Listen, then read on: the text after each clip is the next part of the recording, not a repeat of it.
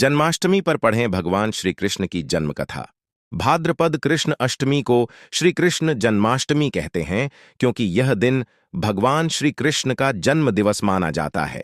इसी तिथि की घनघोर अंधेरी आधी रात को रोहिणी नक्षत्र में मथुरा के कारागार में वसुदेव की पत्नी देवकी के गर्भ से भगवान श्री कृष्ण ने जन्म लिया था। यह तिथि उसी शुभ घड़ी की याद दिलाती है और सारे देश में बड़ी धूमधाम से मनाई जाती है।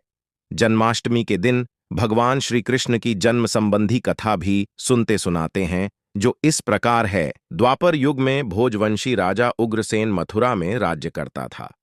उसके आतताई पुत्र कंस ने उसे गद्दी से उतार दिया और स्वयं मथुरा का राजा बन बैठा।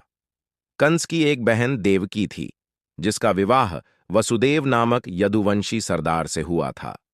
एक समय कंस अपनी बहन देवकी को उसकी ससुराल पहुंचाने जा रहा था। रास्ते में आकाशवाणी हुई, हे कंस, जिस देवकी को तू बड्ढे प्रेम से ले जा रहा है, उसी में तेरा काल बसता है।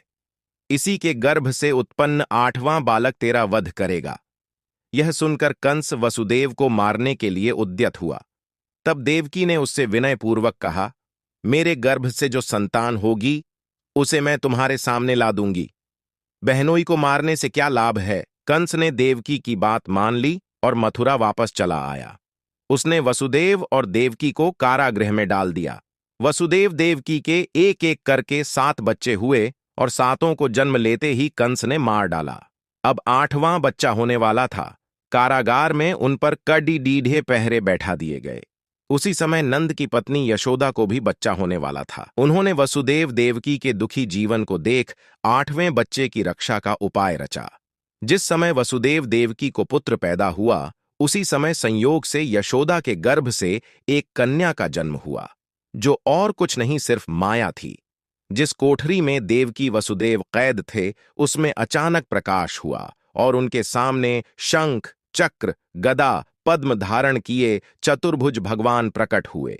दोनों भगवान के चरणों में गिर पड़े।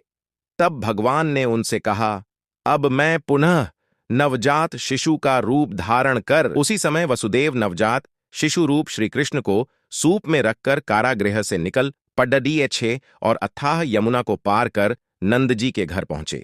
वहां उन्होंने नवजात शिशु को यशोदा के साथ सुला दिया और कन्या को लेकर मथुरा आ गए। कारागृह के फाटक पूर्ववत बंद हो गए। अब कंस को सूचना मिली कि वसुदेव देवकी को बच्चा पैदा हुआ है।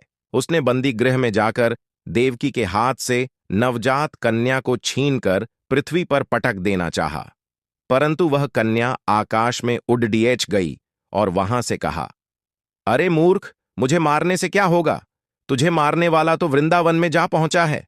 वह जल्द ही तुझे तेरे पापों का दंड देगा।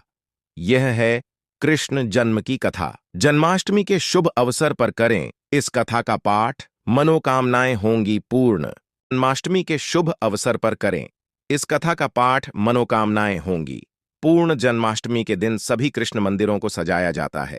चारों तरफ कान्हा के जन्म की धूम रहती है। इस दिन भक्त पूरे दिन उपवास करते हैं और यदि इस दिन आप इस कथा को पढ़ते हैं तो इसके विशेष फल मिलते हैं।